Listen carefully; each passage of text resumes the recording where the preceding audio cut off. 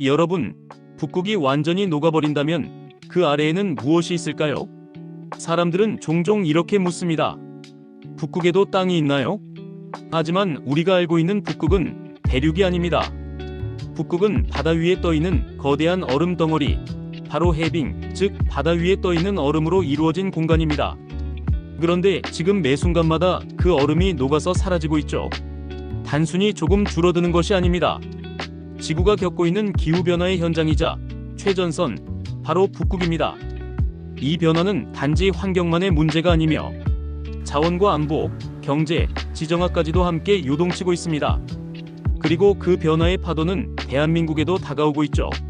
나사 발표에 따르면 지난 40년 동안 북극의 얼음 면적은 거의 절반 가까이 감소했고 두께는 70% 이상 줄어들었습니다. 심지어 과학자들은 지금의 속도라면 2040년 무렵 여름철 북극은 완전히 얼음이 없는 상태가 될 수도 있다고 경고하고 있습니다. 그렇다면 얼음이 녹으면 그냥 바다만 남을까요? 아니요. 그 순간부터 진짜 변화가 시작됩니다. 북극은 단순한 얼음지대가 아니라 지구에서 가장 마지막으로 남은 미개척 자원 지역 중 하나입니다. 전 세계에 아직 개발되지 않은 석유 자원의 약 13%, 천연가스의 30%가 이 지역에 묻혀 있다고 추정되고 있습니다. 더 놀라운 사실은 이 자원들이 기술적으로 접근이 불가능했던 것이지 존재하지 않았던 게 아니라는 거예요. 즉, 얼음이 사라지는 순간 그동안 닿을 수 없었던 보물창고의 문이 열리는 것과도 같습니다. 그래서 지금 북극을 두고 조용한 전쟁, 아니 새로운 냉전이 벌어지고 있습니다. 가장 먼저 움직인 나라는 어디일까요? 바로 러시아입니다.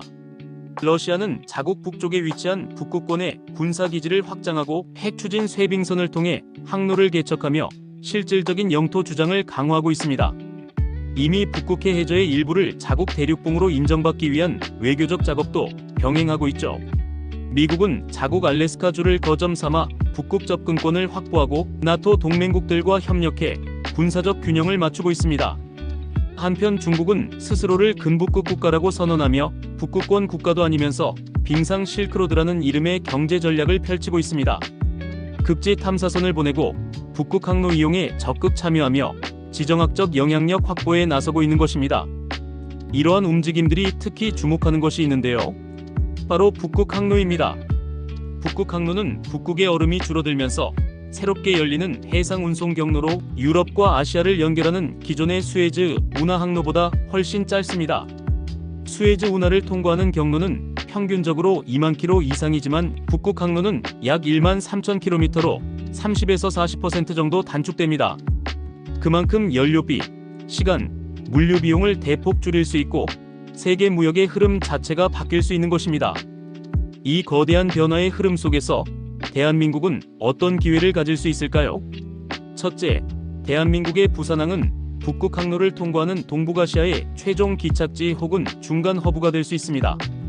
북극 항로를 이용해 유럽에서 출발한 선박은 부산항에서 하역 또는 환적을 거쳐 일본, 중국, 동남아로 분배될 수 있고 이는 부산항의 경쟁력을 획기적으로 높이는 요소가 됩니다.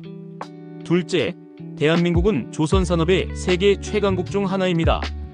특히 쇄빙선, 극지용 LNG 운반선, 극저온, 기술 선박 등 북극 환경에서 필요한 선박 기술력은 한국이 세계 최고 수준입니다. 실제로 러시아의 야말 가스 프로젝트나 노바텍 프로젝트에 참여한 선박 상당수가 한국 조선소에서 건조된 바 있습니다. 북극이 열리는 만큼 이 수요는 기하급수적으로 늘어날 가능성이 크며 이는 곧 한국 산업의 새로운 먹거리로 연결됩니다. 셋째, 대한민국은 해양 플랜트, 자원 탐사, 극지항해 기술에서도 성장 가능성을 보유하고 있습니다. 북극 해저 자원이 본격적으로 개발되기 시작하면 그 기술력과 장비를 보유한 국가가 앞서 나가게 됩니다. 이 시장을 선점하는 것은 단순히 산업 수익뿐 아니라 국제적 협력 네트워크와 외교적 지렛대까지 확장됩니다. 넷째, 한국은 이미 북극 이사회의 옵서버 국가로 활동하고 있습니다. 이는 단지 회의에 참석하는 수준이 아니라 기후 연구, 북극 환경 보호, 항로 운영 협력 등 다양한 분야에서 발언권과 참여 기회를 가질 수 있는 지위입니다. 그러나 이 변화가 단지 경제적 기회만을 의미하지는 않죠. 북극이 녹는다는 건 그만큼 지구가 병들고 있다는 경고일지도 모릅니다. 북극의 해빙은 지구의 거울과 같다고 볼 수 있어요. 태양빛을 반사하며 지구 온도를 유지하는 역할을 하지만 해빙이 줄어들면 더 많은 태양열이 바다에 흡수되어 지구 온난화는 가속화됩니다.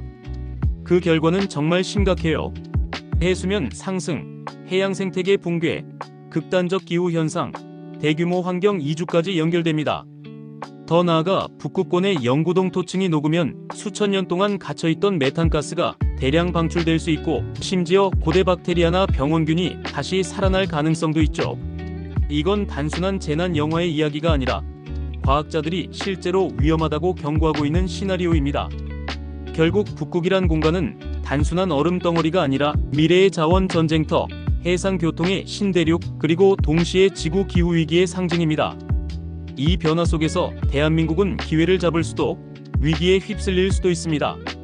우리는 기술과 산업 역량, 지정학적 위치를 통해 새로운 가능성을 열어야 하며 동시에 환경 보존과 기후 대응에서 책임 있는 역할을 수행해야 합니다.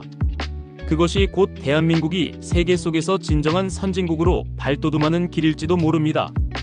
북극이 녹으면 그 흐름은 단지 바닷물에서 끝나지 않아요. 그건 권력의 흐름이고 지정학의 흐름이며 미래의 흐름입니다. 시청해주셔서 감사합니다. 구독과 좋아요로 최신 이야기 놓치지 마세요.